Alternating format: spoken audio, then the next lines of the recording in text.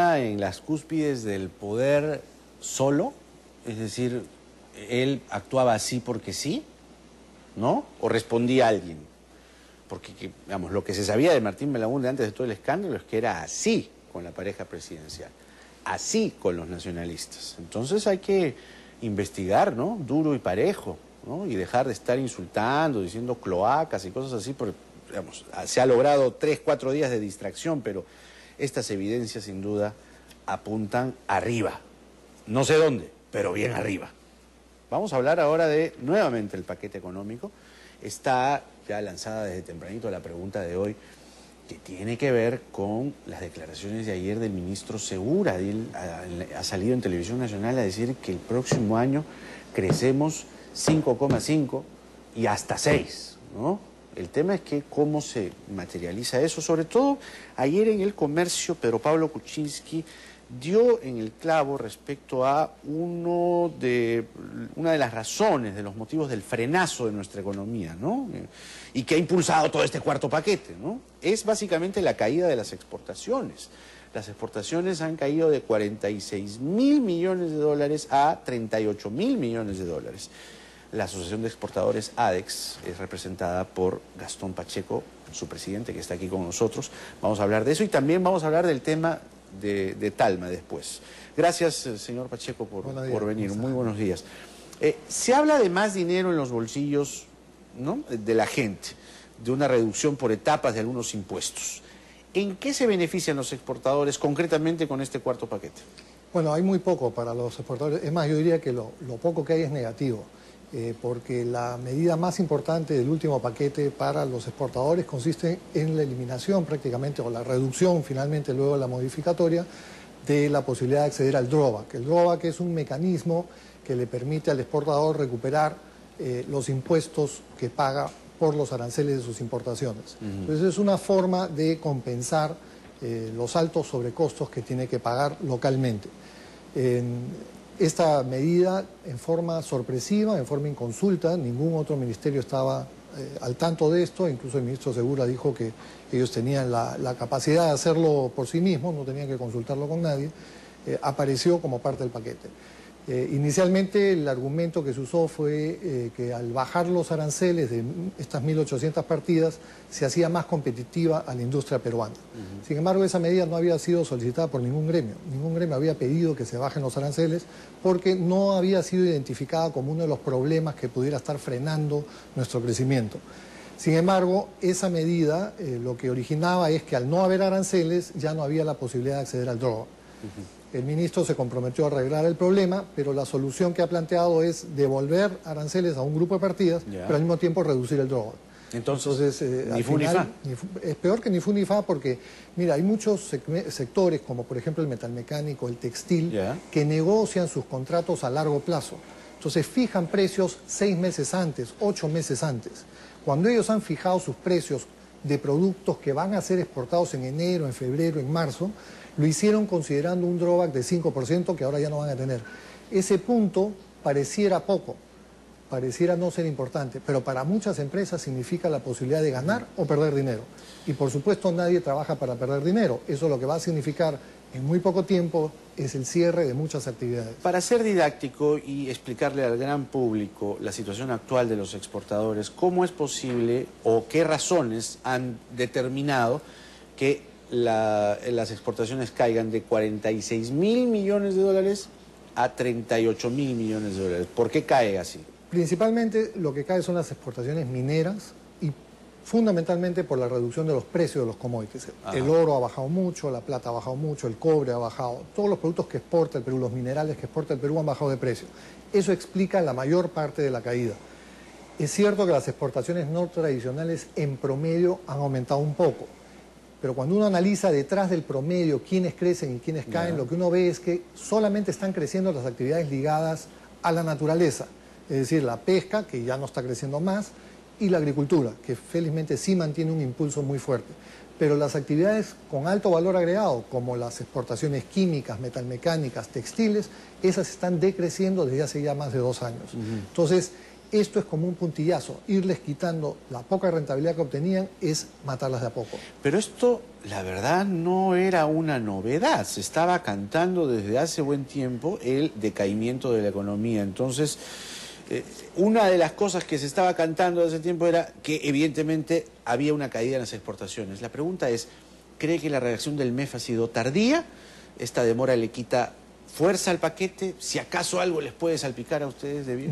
No, y como digo, nosotros esperamos que haya una corrección sobre esta medida de reducción del drawback, porque realmente consideramos que no tiene sentido apostar a desarrollar las exportaciones y al mismo tiempo castigar al sector exportador.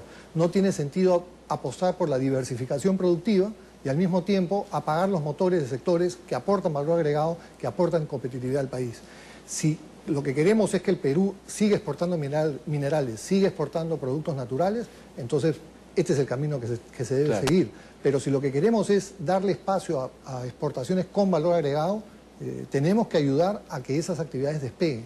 ¿En qué parte de las medidas que está tomando el MEF se combina este cuarto paquete, que la verdad por lo que explica es poco o nada lo que le está tocando a los exportadores? Este paquete, decía, o las medidas que está orientando el MEF, con el famoso plan de diversificación productiva. Es decir, ¿en algún momento se combinan? Hubiéramos querido eso. Como el ministro Segura todavía ha anunciado más medidas, esperemos que las próximas medidas sí logren apuntalar esa combinación de elementos positivos. Nosotros creemos que la base de los problemas del país, que son los que han hecho que la tasa de crecimiento del Perú sea ahora sustancialmente menor, es consecuencia de actividades internas, no es solo consecuencia de la caída de los precios internacionales. Ese ha sido el detonante, ese es el efecto visible. Pero internamente en el país estamos viviendo una esquizofrenia legal. Tenemos un pequeño segmento que paga impuestos, que tiene actividades formales, que contrata formalmente, y una inmensa mayoría que actúa al margen de la ley. Esa inmensa mayoría de unidades productivas representan una competencia desleal para las empresas formales y les impide crecer, les impide ser más competitivas y poder exportar. ¿Los exportadores se sienten maltratados por el gobierno, ignorados por el gobierno? Definitivamente incomprendidos. No entendemos cómo se diseña una política económica que promueve exportaciones quitándole beneficios. Más allá de una discusión académica de si conviene o no conviene, si es saludable tener o no droga, este no es el momento para corregir eso, porque solo tiene costos y no trae beneficios. Ahora, usted ha estado denunciando en los últimos días un hecho gravísimo, ¿no? Que un oligopolio, así se le llama, Talma, en el aeropuerto, les está haciendo pagar un costo innegociable, además, innegociable y que viene sí o sí.